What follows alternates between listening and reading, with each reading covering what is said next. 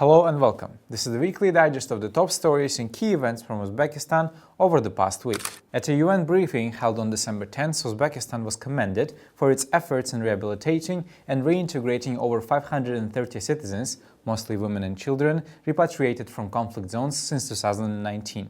The model focuses on community-based support, family involvement, psychological recovery and vocational training. UN Under-Secretary-General Vladimir Voronkov and UNICEF praised the innovative approach, describing it as a benchmark for addressing complex global challenges. The Regional Expert Council on Rehabilitation, founded under Uzbekistan's leadership, has facilitated the exchange of best practices in Central Asia. Leadership of the Council will transition to Kazakhstan in 2025, with plans for a dedicated session during the UN Counterterrorism Week in June 2025 to raise global awareness. The Professional Football League recognized Ruzak Ulberdiev as the best coach of the 2024 Uzbekistan Championship. The 53-year-old guided Nasaf to its first ever national championship title. Akmal Mazgavoy, a 24-year-old midfielder for Nasaf, was named the best player. Mazgavoy recorded 4 goals and 1 assist in 23 matches, including a spectacular scissor kick goal against Lokomotiv, which clinched the championship title for the Karshi-based team. Alisher Kadyrov, leader of Uzbekistan's Milli Tiklanish Party,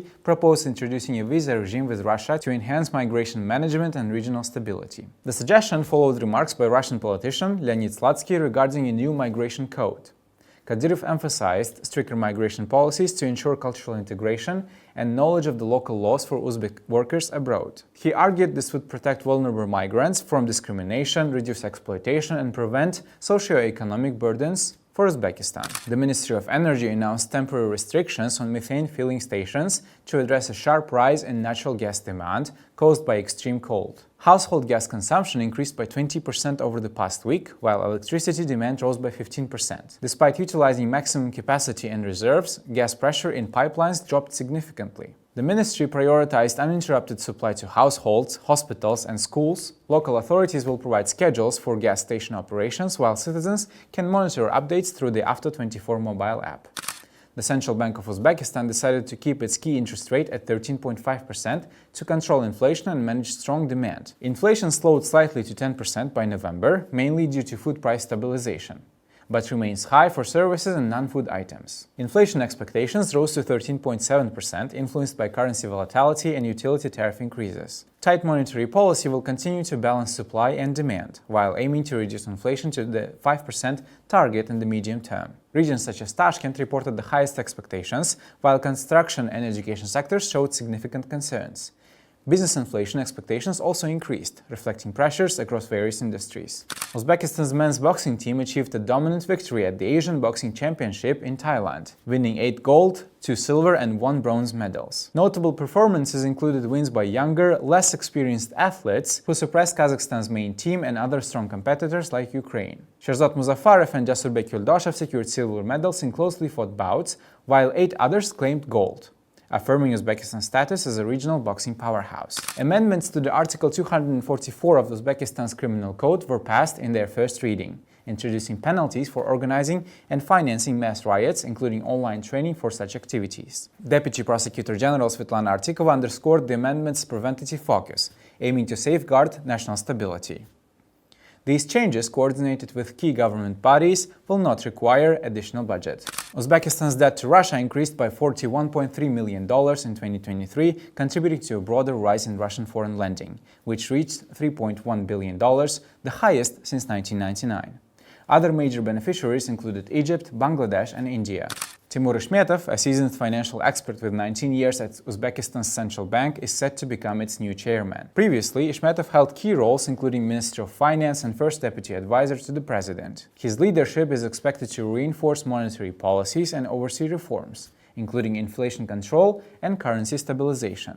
Uzbekistan's unemployment rate, reported at 4.5%, ranks among the lowest in Central Asia. Kyrgyzstan recorded the lowest at 3.3%, while Tajikistan had the highest at 11.6%. These findings are part of the ILO's global unemployment ranking of 187 countries, highlighting variations in employment conditions in different regions.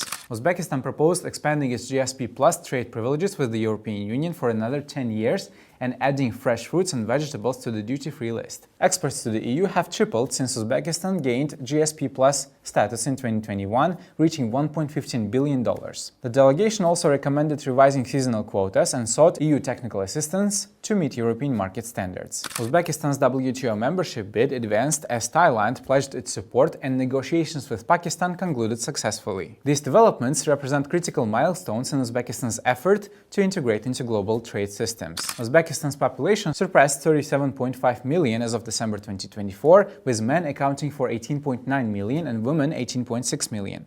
Population density rose to 83.2 residents per square kilometer, reflecting steady growth compared to the previous year. President Shavkat Mirziyoyev chaired the meeting on advancing professional training and employment for citizens of Uzbekistan. The Ministry of Foreign Affairs has been tasked with simplifying visa regimes with countries like the United Kingdom, Germany, Canada, Slovakia, Australia, and New Zealand. This initiative aims to facilitate education, skills enhancement, and employment opportunities for Uzbeks in advanced industries abroad. Additionally, the U.S. Affairs Agency will introduce loans for Uzbek students to cover travel expenses for work and travel programs, encouraging greater participation in international exchange opportunities. This initiative allows students to study and earn abroad during vacation periods. President Mirziyoyev also emphasized comprehensive measures to enhance vocational training and job opportunities. Plans include equipping 65 training centers with modern tools, improving foreign language education in technical colleges, and establishing certification programs for informal learning. Efforts will also focus on securing high-paying jobs for returning Uzbeks and supporting their reintegration into the local economy. That's all for this week. See you next time. Bye.